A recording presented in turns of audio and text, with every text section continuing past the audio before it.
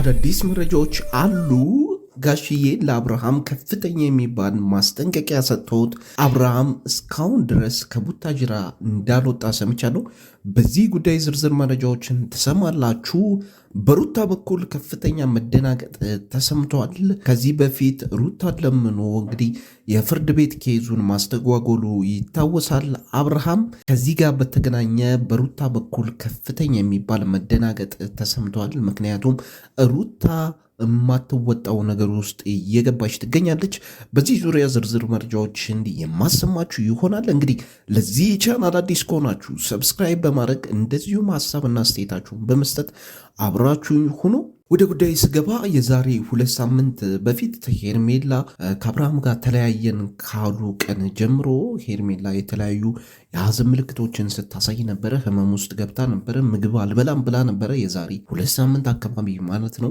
አብርሃም ልጅ መውለዱን ተከትሎ በሄርሜላ በኩል ከፍተኛ ጭንቀት ይታይ ነበረ። ታዲያ የዛኑ ሰሞን አብርሃም አዲስ አበባ እየተመላለሰ እንደሆነ መረጃዎችን አድርሻችሁ ነበረ። በሰዓቱም አብርሃም ምን እያደረገ እንደሆነ መረጃዎችን ማግኘት እንዳልቻልኩኝ ነግሬያችሁ ነበረ።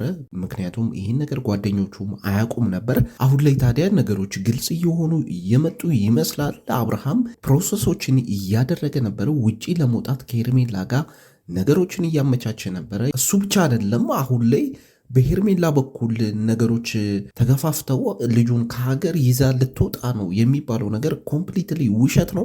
ምክንያቱም ነገሮችን መጀመሪያውን ያመቻቸው አብርሃም ነው። ሄርሜላ ሳይሆን ከሀገር ይዘው የምትወጣው አብርሃም ራሱ ነው ማለት ነው።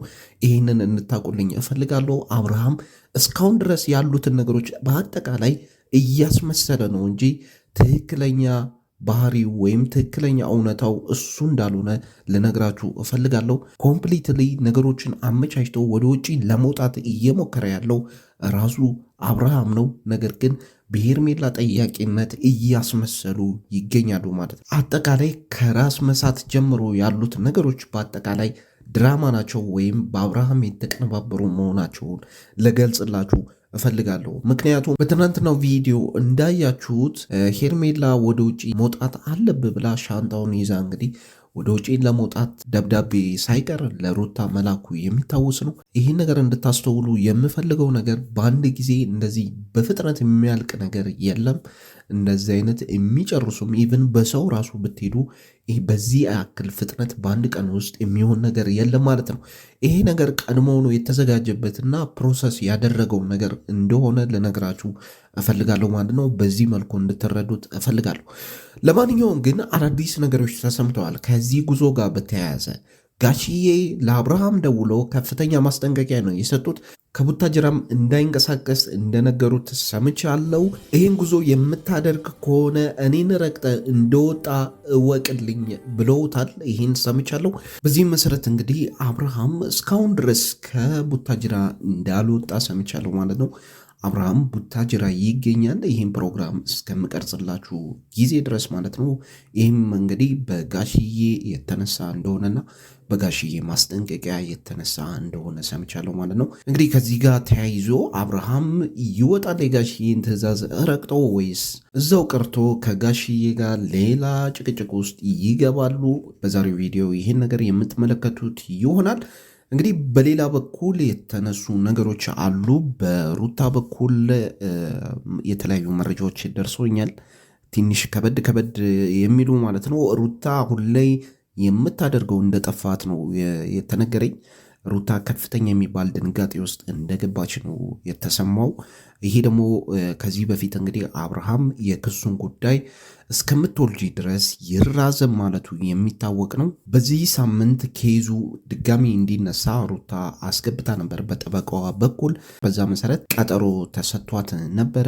በእርግጥ አሁን ላይ ይሄ ቀጠሮ አልደረሰም። ነገር ግን ሩታን አሁን ላይ ያበሳጫት ያለው ከጠበቃዋ የሰማችው ነገር ነው። ምክንያቱም ሩታ የተለያዩ ክሶችን መክፈት ትፈልጋለች ከአብርሽ ጋር ከፍቹ ባለፈ እንግዲህ የአሳዳጊነት መብቱን ኃላፊነቱን ሙሉ በሙሉ ወደ እናቱ እንዲሆን ወይም ሙሉ በሙሉ ወደ ሩታ እንዲሆን እንደዚህ አይነት ክሶችን አጠናክራ ማስገባት ትፈልጋለች። ነገር ግን ከዚህ በፊት ባስገባችው የፍቺ ኬዝ የተነሳ እነዚህን ክሶች አሁን ላይ ማቅረብ እንደማትችል ከጠበቃዋ እንደዚህ አይነት መልስ እንደተሰጣት ሰምቻለሁ።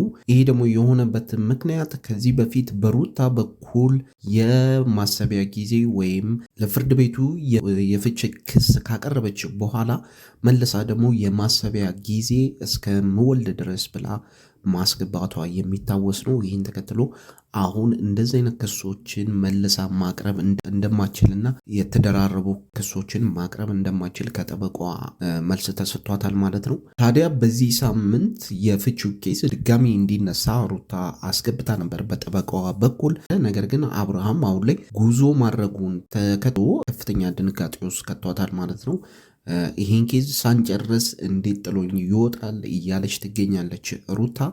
ምክንያቱም ከፍቺውም ሳትሆን እሷ አየር ላይ ያስቀርጧት ነው ወይ ልጇን ሙሉ በሙሉ ኮንሰንትሬት አድርጋ ፎከስ አድርጋ እንዳታሳድግ እያደረጋት ይገኛል። ወይ ፍቺውን ሙሉ በሙሉ አልቋጨላትም ወይ ደግሞ እንመለስ ብሎ ወይ በሽማግሌ አልተፈታም ነገሩ ማለት ነው። አብርሃም ቀጥሎበታል፣ ማጥፋቱን ቀጥሎበታል ከሄርሜላ ጋር ያለውን ግንኙነት። በዚህ መሃል ደግሞ እየተጎዳች ያለችው ሩታ ነች እና ሩታ አሁን ላይ ድርብርብ የሆኑ ኬዞችን ማስገባት አልቻለችም። ይሄ ነገር ደግሞ ሩታ ላይ ጭንቀትን ፈጥሯል፣ ድንጋጤን ፈጥሯል ማለት ነው።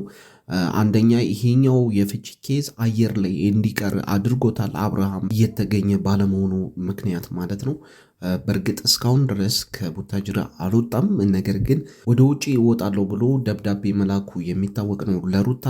ይህን ተከትሎ ነው እንግዲህ ሩታ የተለያዩ እርምጃዎችን ለመውሰድ በምትንቀሳቀስበት ሰዓት ከጠበቃዋ እንደዚህ አይነት ነገር የሰማችሁ ማለት ነው። አሁን ላይ የተደራረቡ ኬዞችን መክፈት እንደማትችል ነው የተነገራት። እሱ ብቻ አይደለም፣ አብርሃም በሌለበት ይህን የፍቺ ኬዝ ለጊዜው ማድረግ እንደማትችል ነው። ምክንያቱም ከዚህ በፊት በሩታ በራሷ ነበር የማሰቢያ ጊዜ ወይም የጥሞና ጊዜ ብላ ማመልከቻ አስገብታ እስከምወልድ ድረስ ብላ እንግዲህ ኬዙ ባለበት እንዲቆይ አድርጋ ነበረ። ይህን ተከትሎ እንግዲህ በዚህ ሳምንት ለመክፈት ሞክራለች። ይህም ቀጠሮ ተሰጥቷት ነበረ። አሁን ላይ ደግሞ አብርሃም ባለመገኘቱ ምክንያት ከጠበቃዋ እንደሰማችው ድርብርብ ኬዞችን መክፈት እንደማችልና የአብርሃም አለመገኘትም የፍቺው ፕሮሰስ ላይ ተግዳሮት እንደሚሆንና እንደሚከብደው ከጠበቃዋ መረጃ ደርሷታል ማለት ነው። እንግዲህ ሩታ በዚህ የተነሳ ድንጋጤ ውስጥ ገብታለች። አብርሃም ጥሏት የሚሄድ ከሆነና እንዳለውም ውጪ የሚቀር ከሆነ እንግዲህ የፍቺ ኬዙ ሊስተጓጎል ይችላል፣ ረጅም ጊዜ ሊወስድ ይችላል ማለት ነው። እንደዚህ አይነት መረጃ ከጠበቃዋ ሰምታለች። ይህም እንግዲህ አሳሳቢ እንደሆነባት ሰምቻለሁ። እሱ ብቻ አይደለም፣ ሩታ አሁን ላይ የልጅ አሳዳጊነት መብቱን ከአብርሃም እቀማለሁ እያለች ትገኛለች። ይህንንም ለጠበቃዋ ተናግራ ነበረ። ነገር ግን አሁን ላይ ድርብርብ ኬዞችን መክፈት አትችልም። ይህንንም ተነግሯታል ከጠበቃዋ ማለት ነው። ስለዚህ የአብርሃም መገኘት ለሩታ ፍቺና ለሩታ ለምታቀርባቸው ክሶች ወሳኝ ናቸው። ይህን ተከትሎ አብርሃም ከሀገር እየሸሸ ይገኛል። ይህ ደግሞ በሩታ የፍቺ ፕሮሰስ ሆነ የህግ ፕሮሰስ ላይ ከፍተኛ የሚባል ጊዜን የሚወስድና ትንሽ የሚያስተጓግል ሆኖ ተገኝቷል ማለት ነው። ይሄ ነገር በሩታ በኩል ድንጋጤን ፈጥሯል። ለማንኛውም አብርሃም እስካሁን ድረስ ከቡታጅራ አልወጣም። ይህም በጋሽዬ ማስጠንቀቂያ ምክንያት ነው። አብርሃም ይሄዳል፣ የጋሽዬን ትዕዛዝ ጥሶ አይሄድም። እሱን የምናየው ይሆናል። ይህን ዝግጅት እስከማዘጋጅ ድረስ አብርሃም ቡታጅራ ይገኛል ማለት ነው። እንግዲህ ሩታም በርታ ብላ ይሄን ነገር እንደምፈታው ተስፋ አደርጋለሁ። ለማንኛውም ቤተሰቦች ለዛሬ ያስኩላችሁ ይሄን ነበረ። እንግዲህ አዳዲስ ነገሮች ካሉ ተከታትዬ የማቀርብላችሁ ይሆናል። አብርሃምም ከወጣ ኮሚኒቲ ላይ የማሳውቃችሁ ይሆናል። ስላደመጣችሁ ከልብ አመሰግናለሁ። የአገሬ ልጆች ሰላም ነው።